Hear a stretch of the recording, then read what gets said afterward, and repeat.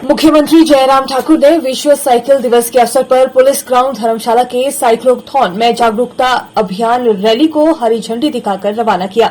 इस रैली का समापन युवा सेवाएं और खेल इंडोर कॉम्प्लेक्स में हुआ। रैली का आयोजन धर्मशाला स्मार्ट सिटी मिशन द्वारा किया गया। इस अवसर पर मुख्यमंत्री ने आयोजन की सराहना करते हुए कहा कि इससे साइकिल का उपयोग करने के संदेश का प्रचार प्रसार करने में मदद मिलेगी। उन्होंने कहा कि साइकिल न केवल यातायात का प्रदूषण रहित दोपहिया साधन है, बल्कि ये शारीरिक फिटनेस को भी बढ़ावा देता है। उन्होंने इस आयोजन में भाग लेने के लिए युवाओं की सराहना करते हुए कहा कि ये अन्य युवाओं को आकर्षित करने में सहायक सिद्ध होगा। इससे पूर्व मुख्यमंत्री ने सर्किट हाउस धर्मशाला में जन शिकायतें भी सुनी। मुझे खुशी है कि आज वर्ल्ड साइकिल डे है और इस दिन पर आज एक इवेंट की यहाँ पे शुरुआत की गई धर्मशाला में साइक्लोथॉन की, और मुझे उन सभी नौजवानों को भी बहुत बहुत बधाई देनी है, शुभकामनाएं देनी है जिनने इसमें पार्टिसिपेट किया है।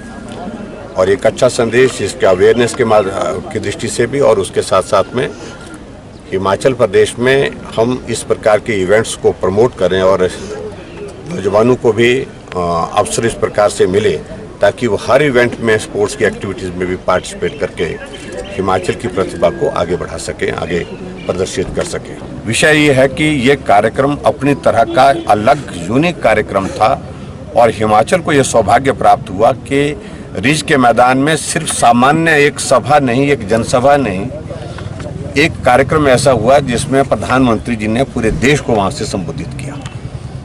और 8 साल का कार्यकाल जो यशस्वी रहा प्रधानमंत्री जी का, भारत के अंदर तो उनका स्वाभिमान सम्मान बढ़ा ही बढ़ा, लेकिन भारत की पहचान पूरे विश्व के मानचित्र पर अलग दृष्टि से आज की तारीख में देखी जा सकती है। और उस दृष्टि से इस कार्यक्रम का एक बहुत बड़ा महत्व था। तो सही मायने तो मुझे लग रहा है कि उनको समझ में आ नहीं रहा है बोलना क्या है।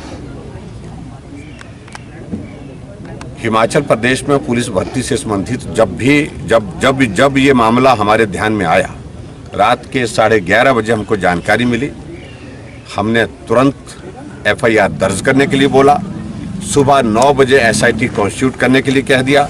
9:30 बजे कि इस सारी बात पर पूर्ण विराम लगना चाहिए। जिन चीज़ों को लेकर के यहाँ कहा जा रहा है कि यहाँ पेपर लीक हुआ है, तो इसमें किसी तरह से भी कोई गलत बात नहीं होनी चाहिए, पारदर्शिता होनी चाहिए भर्ती के मामले में। तो सबसे पहला काम हमने जो महत्वपूर्ण कार्य करने की जरूरत थी, जो रिटन टेस्ट कांस्टेबल के लिए हुआ था उसको रद्द करने की घोषणा की। और उसके बाद इन्वेस्टिगेशन की प्रोसेस शुरू हुई और बाद में इस बात को लेकर के भी कुछ लोगों ने आग्रह किया कि पुलिस की भर्ती है और पुलिस से ही इसकी जांच करना उचित नहीं होगा, तो हमने CBI को दे दिया। लेकिन पुलिस भर्ती में पुलिस की जो SIT है वो काम कर रही है और जो प्रमुख लोग हैं उसमें जो इन्वॉल्व हैं उनको बिहार से लेकर के आए हैं, जिनका इन्वॉल्वमेंट है उसमें। और मैं ये कहना चाह रहा हूं कि तब भी उसके बावजूद भी हमने मामला जो CBI को सौंपा है ताकि निष्पक्ष जांच हो, दोषी के खिलाफ कार्रवाई हो।